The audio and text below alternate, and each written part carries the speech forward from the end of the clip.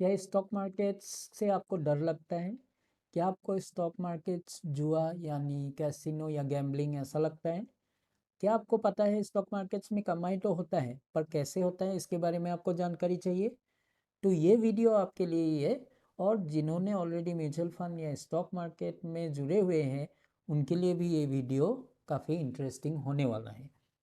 तो आइए जानते हैं कुछ secrets of the Indian stock markets. जो और आप जुड़ रहे हैं मेरे साथ फन स्टोरी के यूट्यूब चैनल पे। ये वीडियो को आप लाइक कीजिए, पसंद कीजिए और बेल आइकन दबाइए, ताकि आपको ऐसे वीडियोस की जानकारी, जो या इसका सेकेंड या थर्ड पार्ट होगा, इसकी भी जानकारी के आपको तुरंत आपके इनबॉक्स पे मिल जाए। तो शुरू करते हैं।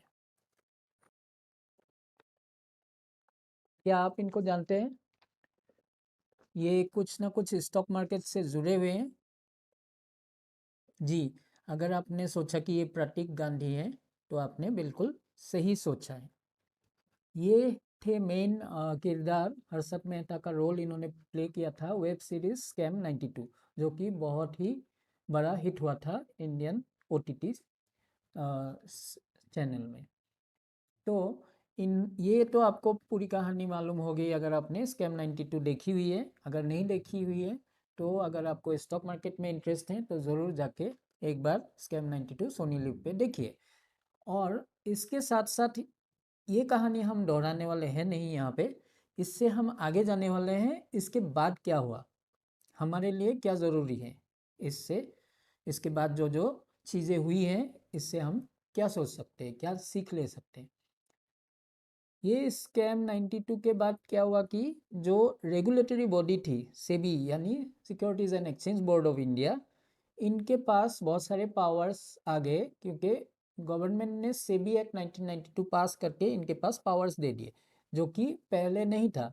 तो ये लोग इतना इन्वेस्टिगेशन या कुछ भी नहीं कर पाते थे, सिर्फ वो लोग सजेशंस देते थे। लेकिन अभी इनके पास मतलब इतने पावर्स आ गए कि वो ऐसे कोई भी चीज़ आगे हो, उससे मतलब स्टॉक मार्केट को बचा पाए।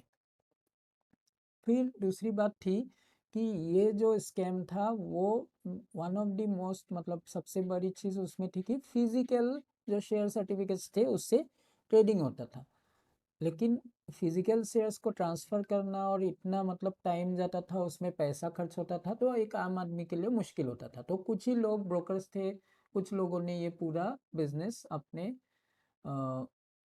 मुट्ठी में कर रखा था, ऐसा बोल सकते हैं। उसके बाद क्या हुआ? उसके बाद जन्म हुआ नेशनल स्टॉक एक्सचेंज। ये तो सारा जो स्कैम हुआ था, या फिर एक ही स्टॉक एक्सचेंज मेन था, वो था बॉम्बे स्टॉक एक्सचेंज। फिर कैलकाटा स्टॉक एक्सचेंज, कैलकाटा में भी स्टॉक एक्सचेंज था। तो ये सब रीजनल स्टॉक एक्सचेंजेस उस टाइम पे थे। आज के डेट में आप देखेंगे तो सिर्फ एनएससी और बीएससी में ही सारा ट्रेडिंग होता है। ये क्यों हुआ? क्योंकि एनएससी का जन्म हुआ। और एनएससी ने क्या बदलाव किया वो देखते हैं। एनएससी दो बड़ी चीज़ें लेके आया। एक डीमेटेरियलाइजेशन ऑफ शेयर्स, जैसे मैंने बोला पहले फिजिकल होता था शेयर्स, उसके बाद क्या हो गया, शेयर्स डीमैट फॉर्म में आ गए, मतलब इलेक्ट्रॉनिक फॉर्म में। उसका कोई ट्रांसफ़र के लिए आपको इतना ट्रांसफ़र के लिए कोई पेपर ही नहीं है, तो ट्रांसफ़र इजीली हो जाता था। और वो कितना शेयर्स है वो पूरा रिकॉर्ड इलेक्ट्रॉनिकली रहने लगा। उसके बाद शुरू हुआ ऑनलाइन ट्रेडिंग। इसके पहले नहीं होता था। ओपन आउटक्राई करके उस स्कैम 92 में आपने देखा होगा। ओपन आउटक्राई मतलब कुछ सिग्नल्स देते थे और उस हिसाब से ही सारा ट्रेडिंग होता था। फिर बाद में जाके वो सब सेटल करते थे, मतलब किसको क्या मिलना है, पैसे किसको जाएंगे किसको आएंगे, वो सब हटा के ऑनलाइन ट्रेडिंग का जन्म तब हुआ। और ये दोनों मतलब पाथ ब्रेकिंग चीज़ें हुई। इसके लिए ये जानना हमको ज़रूरी है, स्कैम 92 के बाद का ये मेन चेंजेस। उसके बाद हम आते हैं कि एनएससी का शॉर्ट हिस्ट्री क्या है। तो एनएससी में अभी 20 साल से थोड़ा ज़्यादा ही हुआ है, और वो भी मुंबई में ही है। बीएससी बॉम्बे स्टॉक एक्सचेंज भी मुंबई में ही है। और इसका जो ओनरशिप है, जो लोग इसको इसके मालिक है, वो एक्चुअली फाइनेंशियल इंस्टीट्यूशंस हैं। तो ये कॉरपोरेट बॉडी हो गए हैं। बीएससी कुछ मतलब इंडिविजुअल्स का ज़्यादा डोमिनेशन था उस पर, ब्रोकर्स का। लेकिन एनएससी में ऐसा नहीं हुआ, मतलब प्रॉपर कॉरपोरेट्स ने उस पर स्टेक लिया। अभी अगर हम जून की बात करें, जून 2021, उसके डेटा के हिसाब से LIC भी एक बड़ा शेयर होल्डर है। फिर SBI भी है, PSU इंश्योरेंस जैसे नेशनल इंश्योरेंस, ये सब का भी कुछ कुछ इसमें हिस्सा है, हिस्सेदारी। उसके बाद हम आते हैं कि जैसे हमने लास्ट अभी देखा कि इन्होंने एक मील का पत्थर बोल सकते हैं, माइलस्टोन, वो शुरू किया, क्योंकि इन्होंने दो चीज़ें चेंज की, डीमेटेरियलाइजेशन एंड दूसरा है ऑनलाइन ट्रेडिंग। ऑफ कोर्स आज के जैसा नहीं था, उस टाइम ना मोबाइल पे नेट था, ना आपका इतना इजीली अवेलेबल 4G या 3G था। उस टाइम पे शुरुआत तो की थी, लीज लाइन पे हो, बड़े बड़े कॉरपोरेट्स ही हो, उन्होंने तो मतलब उसी टाइम शुरू किया। लेकिन ये जो नींव रखी इन्होंने, फिर आज जाके जो हो रहा है इसी की बदौलत है। तो इसके बारे में अभी जो हमने शुरुआत में बात की थी कि कुछ लोगों को लगता है कि स्टॉक मार्केट्स जुआ है, तो जुए के बारे में क्या बोला है, investopedia.com करके एक साइट है, उसका लिंक तो यहाँ दिया हुआ है और मैं इसमें भी दे रहा हूँ लिंक पे, कि आप ये लिंक को क्लिक करके डिटेल्स पढ़ सकते हैं। बट उन्होंने बोला है कि जुआ का जो कैसीनो होता है उसमें एंटरटेनमेंट तो होता है, बट जीतने के चांसेस लगभग ना बराबर होता है, क्योंकि 5,000 में एक बार कोई जीत सकता है, ऐसे मतलब ऑड्स हैं, मतलब जो प्रोबेबिलिटी बोलते हैं, प्रोबेबिलिटी है। मतलब इसका ये है कि मतलब किसी को जीतने को मौका ही नहीं मिलता, जो भी जीतता है वो भाई बहुत बड़ा उसका लक होता है, और बार बार खेलेगा तो ज़रूर वो भी हारेगा। इसीलिए हम ये देखते हैं कि क्या स्टॉक मार्केट में भी सिर्फ हार ही होता है या कुछ जीत के भी जा सकते हैं हम लोग। तो इसके लिए कुछ इंटरेस्टिंग डेटा पॉइंट्स देखते हैं। ये हमने लिया है आपका 2000 से 2021 तक, एक्चुअली हम देखेंगे 2020 के लास्ट तक कैसे हर मंथ में रिटर्न्स आए हैं। रिटर्न्स मतलब कितने प्रतिशत ऊपर गया है या नीचे गया है। ये ये है NSE का इंडेक्स निफ्टी। जो निफ्टी है, निफ्टी बेसिकली क्या है कि इंडिया के जो बड़े कंपनीज हैं अलग अलग सेक्टर में, जैसे हो गया बैंकिंग में HDFC, मारुति सुजुकी हो गया मोटर्स में, ऐसे अलग अलग सेक्टर्स से बड़े बड़े जो भी कंपनियां हैं वो इसमें इसके हिस्सेदार हैं। निफ्टी 50 बोलते हैं, मतलब 50 स्टॉक है। अब सोच लीजिए उनका एक आसानी से समझने के लिए कि उनका एक एवरेज है, अगर ज़्यादा शेयर्स ऊपर जाएंगे तो आपका मार्केट भी ऊपर जाएगा। तो निफ्टी क्योंकि सबसे बड़े कंपनियां निफ्टी में रहती हैं, तो निफ्टी का ही हम एक एग्जांपल लेते हैं 2000 से। तो अगर किसी ने पैसा 1 जनवरी को लगाया था और 31 जनवरी में, यहाँ जैसे देख रहे हैं 31 जनवरी को उसका 4.44% बढ़ गया, मतलब 100 रुपये लगाया था, 104.44 हो गया। तो फरवरी में और 7% बढ़ गया, बट मार्च में 7% नीचे गया। तो ऐसे जाके हमने हर महीने का लिया है डेटा, 1 तारीख से लास्ट डे तक। अभी इसमें बाद में हमने क्या किया, क्योंकि हर डेटा तो अभी बोलना मुश्किल होगा, लेकिन हमारे सबसे इम्पोर्टेंट बात है पूरे साल के अंत में 100 रुपये जाके कितना हुआ। पहले जो हमने लिया है ये जानबूझ के निगेटिव से ही शुरू किया है कि इसमें ये सच डेटा है, मतलब ये असली डेटा है। तो 2000 में निगेटिव गया पहले साल। तो अगर किसी ने 100 रुपये लगाया था, मान लीजिए ये मिस्टर काम्बली है और बी मिस्टर तेंदुलकर है, तो काम्बली ने 100 रुपये लगाया, उनका क्या हुआ, 14 रुपये गिर गया, तो 85.35 रह गया। तो जिन्होंने इनको एडवाइस किया था मिस्टर कुंबले ने, तो फिर काम्बली ने बोला कि अरे भाई देखो, 1 साल में मुझे तो फिक्स डिपॉजिट जैसा भी रिटर्न नहीं मिला और इतना 15 रुपये मेरा गिर गया ऑलमोस्ट। ठीक है, उसने बोला ठीक है मैं 1 साल और देखता हूँ। क्या हुआ कि नेक्स्ट साल तो और बुरा हाल हुआ और गिर गया। तो मिस्टर काम्बली ने कुंबले को बहुत गाली दिया और बोला कि जो पैसा है मैं वो निकाल लेता हूँ और फिक्स डिपॉजिट में ही रखूँगा। तो वो 71 रुपीज़ लेके यहाँ से चला गया। ठीक है, इधर तेंदुलकर ने बोला मैं तो लंबी बारी खेलूंगा, मैं रहूँगा 20 साल तक, मुझे कोई हटा नहीं सकता, देखते हैं क्या होता है। तो फिर ऐसे हर साल ऊपर नीचे होता है। इसमें देखिए कलर भी दिया हुआ है, कलर क्या डिपिक मतलब कलर क्या समझाता है, अगर आपका पॉजिटिव है तो ग्रीन में आएगा, और ज़्यादा पॉजिटिव है मतलब 7 से 12 बढ़ा है, तो अगर 12% है ज़्यादा ग्रीन होगा, उससे भी 71% ज़्यादा बढ़ा है तो इसमें और ज़्यादा ग्रीन होगा। वैसे ही अगर निगेटिव होगा तो लाल रंग और ज़्यादा होता जाएगा। तो हम आते हैं सीधा 2020 तक। 2020 में आपका अगर 1 जनवरी को इन्वेस्ट किया निफ्टी में और 31 दिसंबर को देखा पोर्टफोलियो, तो 14.17 ₹14 आपका 100 रुपये में बढ़ गया। अभी हम देखते हैं इसमें एनुअलाइज रिटर्न देखते हैं, मतलब साल के एंड में क्या हुआ। देखिए 1-2 साल निगेटिव, हम सिर्फ कलर से काउंट कर सकते हैं। 3 साल, 4th ईयर निगेटिव, और ये थोड़ा सा एकदम हल्का सा निगेटिव 5th ईयर। मतलब सिर्फ 5 साल निगेटिव गए इन 21 साल में।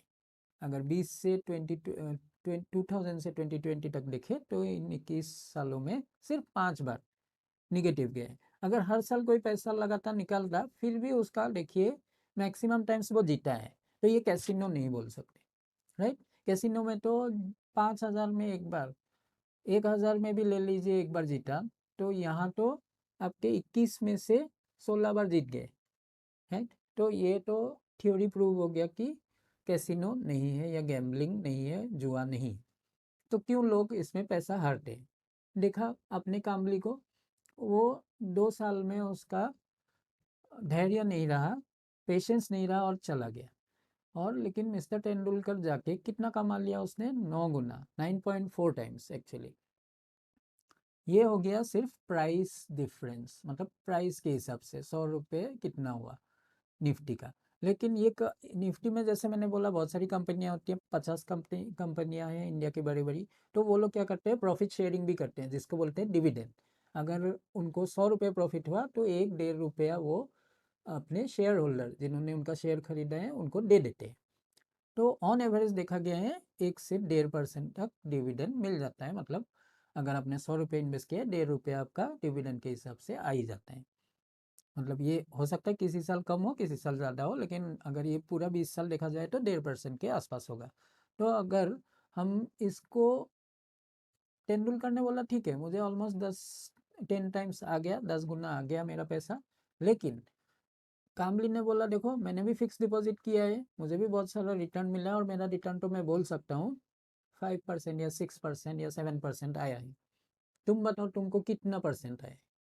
तेंदुलकर को पूछा, तो तेंदुलकर ने कैलकुलेट किया और बोला देखो अगर मैं इनका एवरेज निकलता हूँ तो हर साल कंपाउंडेड इंटरेस्ट, मतलब 100 में अगर 10 हुआ तो 110, 110 पे फिर 10%, मतलब 121 होगा नेक्स्ट टाइम। तो वैसे देखा जाए तो 11.25% है, और अगर मैं डिविडेंड मिला देता हूँ तो 12.75% के आसपास हो जाता है। मतलब ये 9-10 गुना नहीं, 14-15 गुना होगा, ठीक है, क्योंकि 12.75% आने से एटलीस्ट 10 गुने से ज़्यादा होगा, 12-13 ऐसा होगा। तो ये क्या बुरा है, मतलब 20 साल में अगर 12 गुना हो रहे हैं आपका पैसा, तो इसमें क्या लॉस है। तब कामली को समझ में आया, मैं इम्पेशेंट था, मैंने जल्दी छोड़ दिया, तो इसके लिए मुझे नुकसान हो गया, क्योंकि वो 71 से फिर फिक्स डिपॉजिट में निवेश करना शुरू किया, पर उसका जाके 3 गुना मैक्सिमम हुआ, जहाँ की इनका तेंदुलकर का 10-12 गुना हो गया पैसा। ये तो थी, होपफुली ये आपको इंटरेस्टिंग पार्ट लगा होगा। अभी देखते हैं कि आपको इसको ही डेटा को, अगर मैंने 100 रुपये इन्वेस्ट किया था उसको हम ग्राफिकली रिप्रेजेंट करते हैं। इसमें भी 2-3 इंटरेस्टिंग पॉइंट्स हैं, जो जिन्होंने इन्वेस्ट किया है वो भी देखे गौर से, और जो इन्वेस्ट करने वाले हैं या कर रहे हैं लेकिन समझ में नहीं आ रहा है वो भी इसको ठीक से देखे। इसी में छुपा हुआ है सीक्रेट टू सक्सेस। इसमें क्या देखेंगे हम, जैसे 100 रुपये पहले ही साल क्या हुआ, कम हो गया, 85.35 हो गया जाके, क्योंकि कामली का याद है। तो वो जाके किस में 71.54 पे वो मार्केट से निकल गया। ये 2 साल बुरा रहा, थर्ड ईयर थोड़ा रिटर्न आया, लेकिन 71 से सिर्फ 73 हुआ। मतलब 3 साल तक आप ऐसे ही बैठे रहे निगेटिव पे। फिर आया एक उछाल, 126 हुआ, 140 हुआ, उसके बाद उछाल ही उछाल 2007 तक। सपोज फिर कामली यहाँ पे बोला कि अरे मेरा मिस्टेक हो गया, इतना अच्छा जा रहे हैं, मैं अभी यहाँ पे एंटर करता हूँ। बेचारे का फिर से लक बुरा, क्या हुआ, 2007 के एंड में आया वो, फिर वो गिरने लगा मार्केट, फिर बोला मेरी ही किस्मत खराब है। फिर वो वेट किया, उसने बोला ठीक है मैं इस बार मैं 4-5 ईयर्स वेट करता हूँ, क्या होता है देखते हैं, इस बार तो प्रॉफिट आएगा। लेकिन जाके क्या हुआ, 2011 में फिर भी इससे कम रहा, 2010 में सेम आया, उसने सोचा और ऊपर जाएगा, फिर भी कम आया, फिर भी कम आया, 2012 तक कम है, 2007 के एंड में जो था उससे भी कम है। तो उसका बहुत दिमाग खराब हो गया, वो बहुत गुस्सा हुआ और बोला कि मैं कभी एंटर नहीं करूँगा, ये स्टॉक मार्केट मेरे लिए है ही नहीं। लेकिन देखिए, जब उसने छोड़ा, रोड होके वो छोड़ के चला गया, उसके बाद क्या हुआ, 2012 के बाद अप टिल नाउ।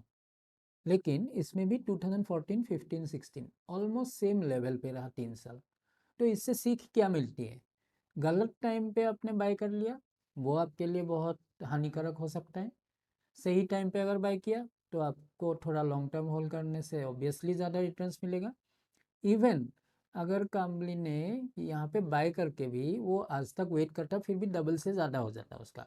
प्लस अगर डिविडेंड इसमें काउंट करें तो 3 गुना हो ही जाता, फिर भी 13 साल में 3 गुना हुआ है, इसमें भी बुराई नहीं है। बट उससे तो हमको ज़्यादा रिटर्न चाहिए मार्केट से। तो इसके लिए आपको ऐसा एक सलाहकार चाहिए जो ये सब ट्रेंड्स जानता हो, कब किस में डालना है, फिक्स्ड इनकम प्लस शेयर्स में डालना है कि सिर्फ शेयर्स में डालना है, शेयर्स में भी कैसे शेयर्स में डालना है, कौन सा स्कीम चूज़ करना है। अगर म्यूचुअल फंड चूज़ कर रहे हैं, म्यूचुअल फंड में जैसे आप जानते ही हैं, एक दो नहीं 30 से 40 शेयर्स होंगे एक ही पोर्टफोलियो में, वो आप 2000 5000 दे के भी एक पूरा पोर्टफोलियो का हिस्सा बन सकते हैं। तो ये होता है एक सलाहकार का, या फिर एक जो मार्ग आपका दिखाए मार्ग, तो उनका महत्व। तो इससे आपने तो सीख गए। अगर ये सीधा एक ट्रेंड लाइन होता, जो हम 11% की बात कर रहे थे लास्ट में, ये लाइन है, ऐसा दिखेगा। अगर आप, जो आदमी 2000 में इन्वेस्ट किया और कभी देखा ही नहीं लाइफ में, तो उसको ये सारे बार्स नहीं दिखेंगे ऊपर नीचे, क्या दिखेगा, ऐसा लाइन सीधा ऊपर गए, राइट। जाके वो बोला अरे मैंने 100 किया था, अभी मतलब एकदम 1000 हो गया, मतलब 10 गुना हो गया। तो स्टॉक मार्केट उसके लिए बहुत अच्छा है, लेकिन मिस्टर कामली के लिए अच्छा नहीं है, तेंदुलकर के लिए अच्छा हुआ। तो यही फ़र्क होता है कि कोई कोई स्टॉक मार्केट में बहुत बुरा एक्सपीरियंस होता है किसी का, और किसी का बहुत अच्छा होता है। लेकिन अच्छे होने के लिए आपको एक तो टाइम देना पड़ता है, और दूसरी बात है, अगर आपको किसी ने राह अच्छी तरह दिखाया तो आपको ज़्यादा प्रॉफिट हो सकता है। तो इससे तो आई होप कि आपको ये बहुत ही ज़्यादा इंटरेस्टिंग लगा होगा। अभी मैं और एक सीक्रेट रिवील करने जा रहा हूँ। आपको क्या लगता है, निफ्टी हमेशा ऐसे ग्रो करता रहेगा? बहुत दिनों तक नहीं भी ग्रो कर सकता है। कंपनियां अगर डूब गई कोई, तो क्या होने वाला है? अगर ये सवाल आपके मन में है तो देखिए इसका आंसर, देखना है तो देखिए। चलिए, इसमें इसका मेथोडोलॉजी दिया हुआ है, ठीक है, ये टेक्निकल टर्म है, मत जाइए इस पे। लॉन्च डेट, बेस डेट, ये सब छोड़ दीजिए। एक चीज़ पे ध्यान दीजिए, क्या है लास्ट लाइन पे, इंडेक्स रीबैलेंसिंग सेमी एनुअली। इसका मतलब क्या है, चलिए देखते हैं। इसका मतलब ये है कि हर 6 महीने में आपका जो 50 स्टॉक्स है निफ्टी में, उसमें से जो बेकार है उसको लात मार के निकाल दिया जाएगा। तू जा, तेरी ज़रूरत नहीं है। जैसे अच्छे जो भी कॉलेजेस है उसमें क्या होता है, एंट्रेंस टेस्ट होता है। जो बुरे लोग होते हैं वो ऐसे भी नहीं मिलता उनको, राइट। सेकंड क्या होता है, अगर कोई बुरा है फेल किया तो उसको तो ऑब्वियसली निकाल देंगे ना, उस क्लास में थोड़ी रहेगा वो। यही सेम मेथोडोलॉजी होता है निफ्टी में, जो बुरा किया उसको निकालो। ऐसे 50 में से 5 कंपनियां, 6 कंपनियां, 4 कंपनियां हर 6 महीने में निकल जाती हैं। जो अच्छे हैं वही घुसता है। तो ऑब्वियस बात है, मतलब आपको इसमें कोई एनालिसिस की ज़रूरत नहीं है कि जो अच्छी कंपनियां उनके प्रॉफिटेबिलिटी बढ़ते ही रहेंगे, तो इंडेक्स ऊपर जाता रहेगा। ये हो गया एक सीक्रेट, शायद आपको दावे के साथ बोल सकता हूँ कि मैक्सिमम लोगों को ये मालूम नहीं होगा, ठीक है। जैसे मैं एग्जांपल देता हूँ, एक सबसे बड़ी कंपनी एक टाइम पे थी, कौन सी, ना टीसीएस ना एचडीएफसी, एक टाइम पे थी स्टील अथॉरिटी ऑफ इंडिया। आज उसका नामो निशान नहीं। कहीं आप सुनते हैं स्टील अथॉरिटी ऑफ इंडिया को ले लो, सेल नहीं। एक टाइम पे वही टॉप कंपनी थी, उसका ही सब प्रॉफिट था।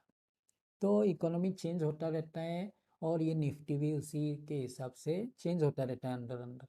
आपको मालूम नहीं होता, आपको मालूम करने की ज़रूरत नहीं है। आप निफ्टी का कोई भी स्कीम ले लीजिए, आपको इस तरीके का रिटर्न मिल जाएगा। उससे भी बेहतर चाहिए अच्छी और स्कीम से, वो आपके सलाहकार के साथ बात करके ले लीजिए, आपको डेफिनेटली अच्छा रिटर्न मिलेगा। लेकिन ये नहीं एक्सपेक्ट कर सकते कि 3 साल में ही आपका पैसा 10 गुना हो जाएगा।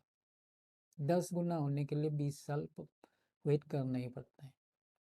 और 10 गुना ना भी हो, 8 गुना भी हो आज के डेट में, जबकि एफडी फिक्स डिपॉजिट रेट 5% है, मतलब फिक्स डिपॉजिट डबल होते होते 14 ईयर्स लग जाएगा, उस पर टैक्स भी है। तो क्या आप वनवास पे भेज देंगे अपने पैसे को 14 ईयर्स के? नहीं। तो इसके लिए आपको बैलेंस्ड एटीट्यूड अपनाना होगा। अगर आपका पैसा बहुत शॉर्ट टर्म के लिए 1 साल 2 साल के लिए, तो ठीक है, फिक्स्ड इनकम फिक्स डिपॉजिट अच्छी बात है। पर अगर आपका पैसे को बढ़ाना है, प्रॉपर्टी की तरह यूज़ करना है, ठीक है, तो आपको उसको टाइम देना पड़ेगा। उसके बारे में और भी 1-2 वीडियोज़ हैं, क्यों मतलब पैसे को इतना दिन छोड़ना चाहिए, वो उसका भी वीडियो है, उसका लिंक हम दे देंगे। दूसरा और एक वीडियो बनाने वाले हैं कि हमको, ठीक है, हमने मान लिया निफ्टी में स्टॉक्स मतलब हटाते रहते हैं, अच्छे स्टॉक्स लाते रहते हैं, लेकिन स्टॉक्स में ही क्यों करें? ठीक है, उसका भी बहुत बढ़िया लॉजिक है आपके डेली लाइफ से जुड़ा हुआ। उसके लिए नेक्स्ट वीडियो का इंतज़ार कीजिए। अभी आगे चलते हैं। What next? 2-3 videos, next video में हम क्या लाने वाले हैं, म्यूचुअल फंड्स को जैसे हमने बोला प्रॉपर्टी की तरह कैसे यूज़ करें। प्रॉपर्टी मतलब जैसे हमने कोई लैंड खरीद लिया, उस पर बिल्डिंग बनाया, तो उसकी तरह कैसे यूज़ करें। उसमें तो मेहनत लगती है, सालों साल लगते हैं बनाने को, बहुत पैसा लगता है, उसके बाद उसकी देख रेख करनी पड़ती है प्रॉपर्टी की, ये सारी बातें हैं। और ऐसा नहीं प्रॉपर्टी का हम 10 लाख का अगर प्रॉपर्टी है कि 10,000 रुपये चाहिए तो निकाल लो, ऐसा नहीं हो सकता उसमें। तो उसको बोलते हैं इलिक्विडिटी। तो उसके बारे में हम बात करेंगे एक नेक्स्ट वीडियो में।